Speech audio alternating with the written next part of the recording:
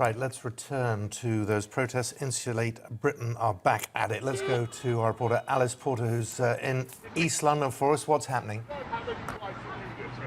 Hi there, good morning. Yeah, I'm just by the Queen Elizabeth Bridge, and Insulate Britain have just come and they have just targeted the roads here. We've got the M25 just here, but as you can see, we've already got angry commuters who are trying to make their way through, trying to get through here. This is London Road, want to make their way through here. We've got people who are sitting all down in the road. There's about 20 protesters here, all, as you can see, in high-vis jackets. They've been waiting here for the last 20 minutes. We knew they were going to be here, and they've set up their protests on blocking 3 major roads in and around the Essex kind of commuter belt area.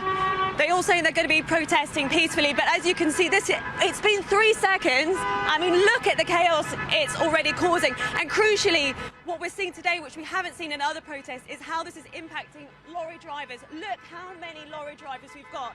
There are industrial estates. Oh my...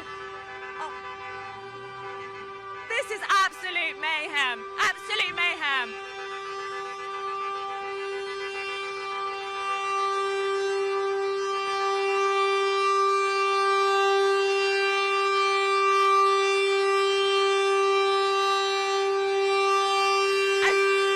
As you can see, 2 lorries here. One van has just driven over the middle area here. There are industrial estates on all sides of me. It's absolute chaos.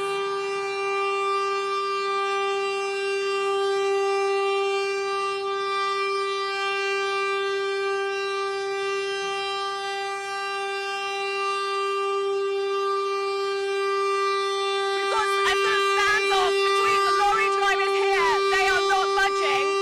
And we've got protesters lying here in the road.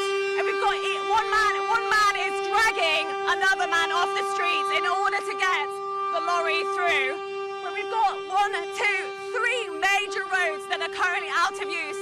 I've just seen the frustration from commuters is absolutely palpable.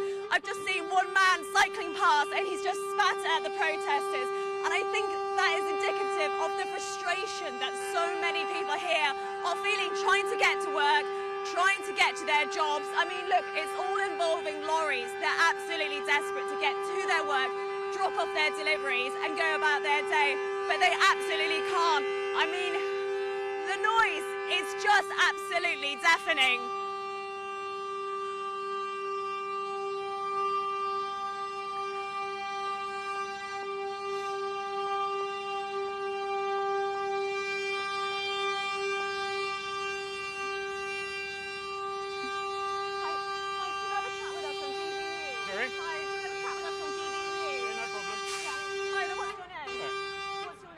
Lee. Hi. My business. Right, it's all right, we're going there.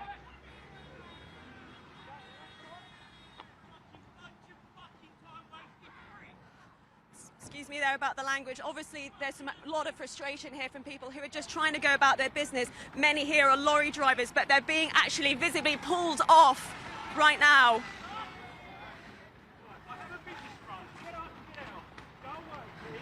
The drivers are just saying they've got a business to run and are obviously just trying to go about their day. I'm being polite. Silly bollocks, move! People are so close to being run over. This is incredibly dangerous. There is no police presence at the moment, but it is incredibly dangerous. As you see, as soon as the protesters get pulled away, then they come and sit straight back down. There are no police at the moment, and people are so close to being run over. It is incredibly dangerous. Tempers are absolutely flying.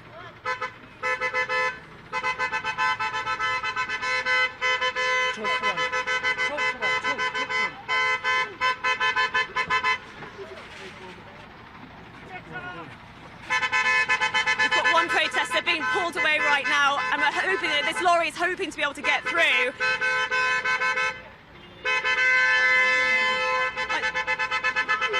Can you tell us about why you're protesting in this way and stopping this lorry driver from trying to get through?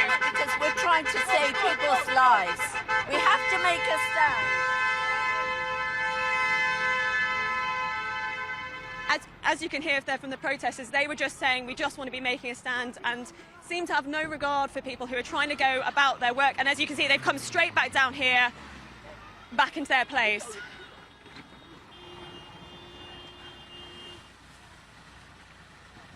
How concerned are you about the people who are trying to get about their jobs and trying to Very.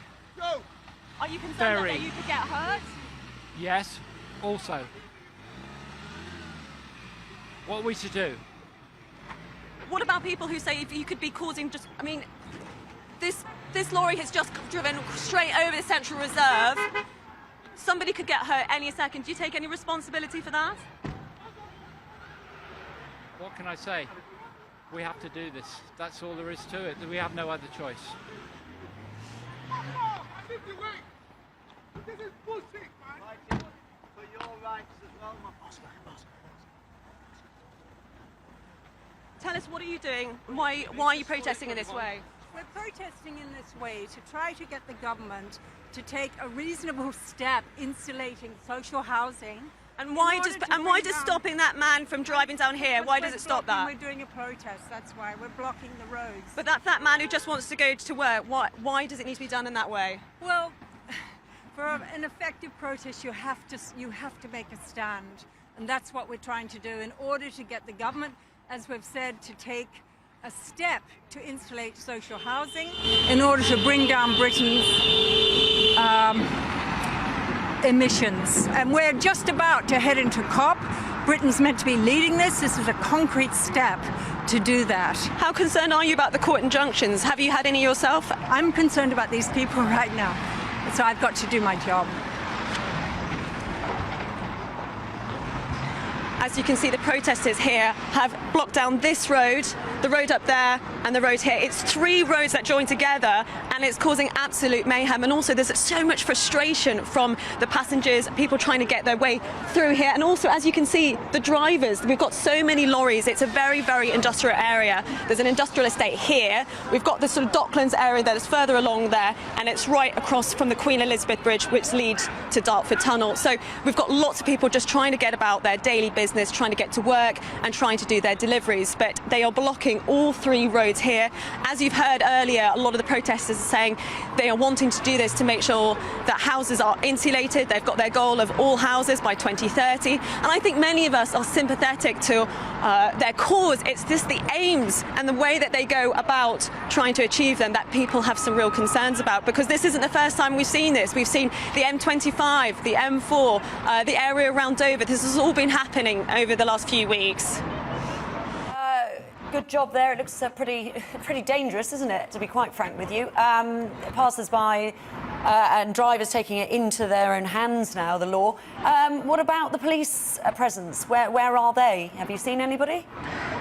There's no. I've seen no police. And honestly, I was quite shocked at one point, really. We had people driving over the sort of central reserves, people being pulled off. I mean, I can't believe someone hasn't been run over yet. And it will be, inevitably, it will be the protesters that will be hurt. I mean, I don't know how concerned they are about that. I think they seem very, very determined. They've obviously had a number of court injunctions against them. They know the risks. They feel very passionately about this and say that they are doing all of this to raise awareness about what they call the climate crisis. So for them, I don't think they'll be deterred at all. But seeing the ferocity of people who are absolutely at their wits' end with this, because this isn't the first protest we've seen in the sort of outskirts of London. This has happened continually, and people are just absolutely at their wits' end and are literally dragging people from the road themselves. And I think it's incredible that we haven't had anybody severely injured yet. There are no police presence here. I mean, you could just see a car just driving over. I mean, it's absolute chaos. I mean, we're going to be here for as long as they're going to be here over the next few hours, and we'll keep you all updated. But it's, I mean, already, I mean, you can see up there, we've got people who've come out of their cars and they're trying to talk to the protesters. But as soon as they do, and as soon as they drag them away, the protesters come back. But it is incredibly dangerous at the moment, and tempers are really flying. I mean, I saw one man walk past and he just spat at the protesters. So you really get a sense of how frustrated people are here trying to go about the work. Lorries here here, all trying to do their deliveries, who are trying to get through.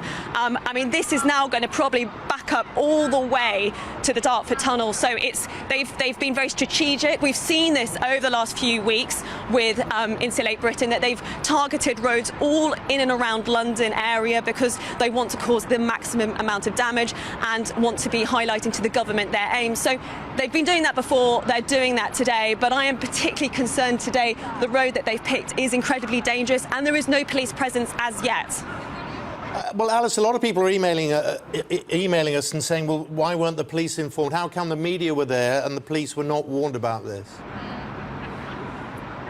Yeah, I can understand the frustration. And I mean, we only found out quite soon before, so I can understand the frustration of anyone sort of saying, well, how come we're here and how come the police didn't know? We only found out quite soon before we were here on this scene. So, but absolutely, I mean, people who are just trying to go about their business have had no warning of this whatsoever. We still don't have any police presence here. And for people who are just trying to go about their day-to-day business, they've had no warning of this. And had they have known, obviously, they would have done something different with their day and commuted in a different way. But I mean, it's now coming up. I mean, still very much in the commuter time. I mean, the backlog already. I mean, I can see we've got one lorry driver coming down here. The backlog is going to be absolutely immense. I mean, it will take. I mean, it could be here all day. Who knows? Actually, sorry, it just brings me on to the fact that the reason we are there showing what's going on is that it is the time for commuters. They might be watching us, then getting in the car and going in this direction. Because we've had a lot of people going, why are we giving them airtime? Well, I'll tell you why. To try and help people as well on the roads, because this is now a chaotic situation. We can see that right now. Tell us exactly where you are again so people know. Yeah, of course. No, absolutely. If anyone is watching who lives and around this area is going to be taking a journey, do not come here. It is not safe for any commuters. So we've got here, that is the Elizabeth Bridge that comes off from the M25 and that goes on to the Dartford Tunnel. So if you're going to be coming along that road, I wouldn't advise it. This is the London road that comes, that joins it, and that joins on Clement's Way as well. So it's we're very much in the sort of commuter belt into Essex. Alice, we've got people coming down here, as you can see, lots of people. Yeah, absolutely. I think afraid is an understatement. I mean, people are absolutely at their wits' end with this. I mean, you can see as soon as they move one protester, they just come and sit back. And we've got school children walking past right now in an A road next to lorries. I mean, it's not safe. It's absolutely not safe. And I mean, it's just really. I mean, those children have just walked across the road on their way to school and are just trying to go about their day. I mean, we've got children walking past. It's really, really, really dangerous. Yeah, we need to be seeing what's going on behind you, Alice, because clearly that van's driving through them. What's going on? That's so dangerous.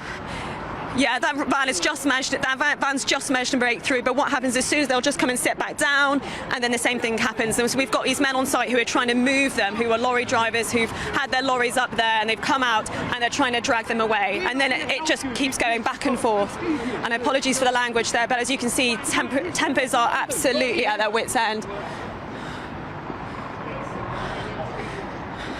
I understand, I've overheard one person say that the police will be coming in, but as I say, I've seen no police presence yet. I mean, it is an incredibly dangerous situation. No one has sort of glued themselves to the road, but people are sitting here, and as soon as they get picked up, they sit straight back down. It's causing absolute mayhem. We've got drivers here sitting at the side of the road and able to go about their jobs. All you pissed us all off. We don't give a shit about you anymore. Let the government know you're pissed off with us. Why? They're not pissing us off. You are. Apologies for the language. Apologies for the language there. I want to go home. Sorry, I'm really sorry. What do you get out of the fucking way then? Apologies for the language there. Tell us about why you're here protesting on the streets today. Well, because the government is letting 8,500 people die every year because they can't heat their homes. Well, people have died. And 2.4 million people in fuel poverty. They have to decide whether they can You're talking about fuel poverty. What about people who are working people who also may struggle financially, and they're just trying to go about their day-to-day business? The government can do something about that. But you can do something about it as well. How? You can help them to get to if they want to be getting to work. How's that today. going to help them find food for their find money to find food or find heating? It's the government's responsibility to look after its people. The government isn't looking after its people. 8,500 people die every year. The government knows this. It's known this for years, and it's letting those people die by not insulating their homes. Is that a good thing? I don't want to be here. I want to be at work. 2.4 million people are in fuel poverty, and fuel poverty means choosing between eating or heating. How long are you Have you had that privilege of having to suffer like that? I can't comment on that any further, but how long are you going to be sitting on this road for? Well, as long as it takes. To stop the government letting 8,500 people die, at least 8,500 people die every year, and the millions of people in fuel poverty who have to choose between eating and heating. I'm privileged enough not to have to make that choice. As you can see there, we've got a lot of the protesters incredibly passionate about their aims, feel the government is not fulfilling their obligation to insulating homes in Britain. But the frustration that many of them are having, though, is they're sitting here going to be here, I assume, all day. They feel that their targets are not being met by the government. But for commuters trying to go about their day-to-day work, it's really, really frustrating. And as I say, many are incredibly angry with the protesters. Alice, I mean, thank you for your coverage. Thanks for that. I mean, the blood boils, doesn't it? Yeah, honestly. So do our viewers' comments, quite rightly, getting really, really frustrated. And actually to see it there where drivers are getting out their cars, dragging people and throwing away the banners, you can just see what it is now doing. And if you are heading that way, Queen Elizabeth Bridge and the area, do not. If you can dodge the area, please do. Right. It's as well we're out of time because I've got things I could say. Anyway.